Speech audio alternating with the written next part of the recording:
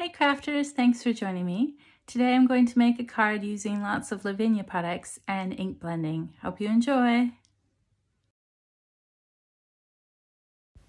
So I started this card with a piece of paper that's 5 by 7 inches, which is the finished card size. And I started by blending lime punch ink all across the middle of the card.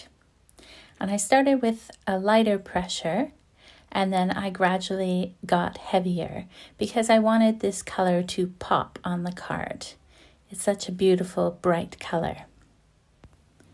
Now, to make it easier to blend with this dye ink, I'm using the Ranger domed foam blender tools, which I prefer for ink blending. Now, once I'm happy with the lime punch on this card, I'm going to add some graphite above it. Now, each time I start with a new color, I just tap off the excess on my craft mat so that I don't have too much on my blending tool, and then I gradually incorporate it into the background. Now, this might seem like a strange color combination to you, but you'll see it all comes together once I add in a few more colors at the top and bottom of this card. So I'm just going to darken the graphite area a little bit more, and then I can add in the third color, which will be Merlot. And I'm going to put this on the top of the card, right along the top and the left and right sides as well. So this color acts as a highlight, really. So once I'm happy with the Merlot, I'm going to add some Mermaid color along the bottom of the card. And when I started the Mermaid color, I started very lightly, and I didn't worry about going too close to the lime punch. Now, once I've got a good base of that Mermaid color down, which is quite light, I'm going to use one of the acetate heel masks and just place it over the lime punch ink. And then using the same Mermaid ink, I'm going to trace the heel mask. So I'm starting on the mask and pulling the ink downwards. And I'm using quite a bit of pressure here, so the Mermaid ink looks a lot darker on the top of the card. It actually looks like two different colors of ink in real life. And now I'm going to spray the whole thing with some water, and I'm using my distress sprayer for this so that I get nice large droplets of water.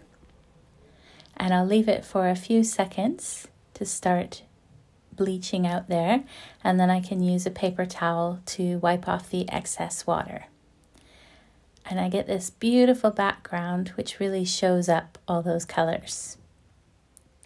So I'm going to start by stamping Zuri, and I'm using some VersaFine Nocturne for this. And I think he works really well on this bright and mystical style background. Now I put Zuri right on the water bank there, but if you prefer, you could always draw in a little bit of grass for him to stand on. Now, the next thing I'm going to stamp is the snow shrub, and I'm using the same Nocturne ink, and I'm going to stamp this a few different times coming down from the top of the card. And I just love how you can rotate this stamp and make it look like a whole bunch of swaying trees, like this unicorn has found a little mystical valley. And once I'm happy with that, I'm going to use a little bit of that graphite ink, and I'm going to mix it with some Distress texture paste. And this is the texture paste that I prefer to use because it's water-based. It's very easy to clean off stencils, and I've used other texture pastes that are a pain in the neck when it comes to cleaning up. So I would recommend the Distress one if you're looking for a nice texture paste. I'm going to use the feather leaf stencil and just apply it on top of the whole panel. And then I'm going to use that texture paste around the right hand side, the top part of the card, and also a little bit at the bottom. So it's a really nice frame on this scene here. Now right now this texture paste looks quite light, but it will darken as it dries, and it will take on that graphite color. It will never be quite as dark as the ink because it is white based, but it will be significantly darker once it's completely dry. So once I'm happy with this, I'm going to remove this stencil, wash it with water, and set this aside to dry. Now to make sure there's no pieces of that distress paste on the edges, I'm just going to wipe my spatula along the top and the sides to catch any little pieces of distress texture paste. Now once it's dry, you can see that texture paste is a lot darker. Now if you want it to be even darker, you can use some of that graphite ink and dab it on top of the texture paste. Now I was going to darken this, and then I decided later on in the video that I wanted it to be lighter, so I ended up removing this, but I thought I would leave this into the video just to show you an option. So if you do want your texture paste to be darker, this is how you would do it. So I'm just tapping the ink onto the texture paste, and you can see it makes it a lot darker along the edges. Now just to darken up any ink that didn't stamp perfectly, I'm just using a black polychromo pencil, which is oil-based, and just blending over that unicorn.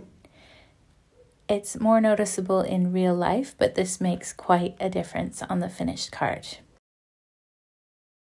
Now to color in the unicorn's mane and his tail, I started using a clear Stardust pen, but it didn't quite stand out enough.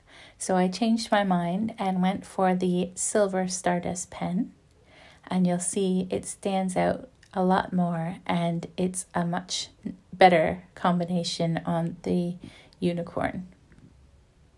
So I just traced all of the unicorn's hair with that beautiful silver ink, and that silver color is perfect for a unicorn. I used the clear Stardust pen to go around the outside of the unicorn as well. Now to lighten up that texture paste, I used a little bit of water and sprayed it along the edges, and then used my paper towel and just dabbed it off. Again, you don't have to do this, you can keep it darker, but I wanted mine to stand out a little bit more. So I just thought I'd leave this in the video so that you could see how to make it darker and lighter. Now to add on some berries on my tree, I'm just going to use a paint pen. This is like a Posca pen, it's just a generic brand. And I'm using a purple one, and then I'll use a blue one as well. And I'm just adding in some berries in groups of 3 all around that snow shrub stamp. I then went in with some Stickles. This is the crystal colored Stickles, and I added in some berries with the Stickles as well. And I decided to add them into the texture paste area as well as on those snow shrubs. And I think that helps to tie in the texture paste and gives this card a beautiful finish. So I'll set this aside to dry for a few moments, and then I can add a sentiment on the bottom of the card. And I'm going to use some Morning Mist ink and stamp one of the Lavinia sentiments. This says Once Upon a Dream, which I thought went well with the unicorn. So I'm just going to stamp this underneath the unicorn there. And then I can put the card together. Now to adhere this card base to a card blank, I'm using some strong double-sided tape, which is a good idea, especially when you're using something like texture paste that might warp your card base a little bit. So I'm making sure that this strong double-sided tape is around the edges in the middle of the card, and then I can put this onto my 5 by 7 inch card blank. And my card ended up being slightly smaller than 5 by 7 inches, so I'm just going to trim off the edges, and you can see the finished card here. it looks quite mystical and beautiful in real life. I decided to leave the inside plain for now. Thanks for watching, and I hope you found this video inspiring. If you haven't already, please subscribe so that you're notified whenever I post a new video. Have a crafty day!